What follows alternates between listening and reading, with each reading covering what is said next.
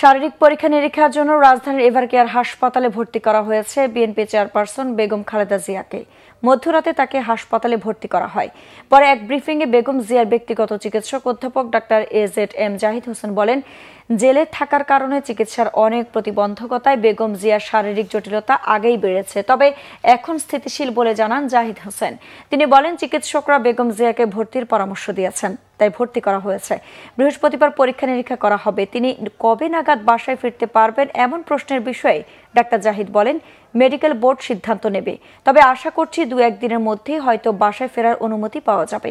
এর আগে বুধবার রাত 11:30টার দিকে গুলশানের বাসভবন ফিরোজা থেকে গাড়িতে করে হাসপাতালে যান বেগম খালেদা জিয়া। ওনার ক্রনিক কিডনি ডিজিজের একটি পেশেন্ট, উনি হার্টে ওনার ব্লক আছে, হার্ট ফেলিউর ওনার একটা বড় প্রবলেম, ওনার লিভারের মধ্যে সমস্যা আছে।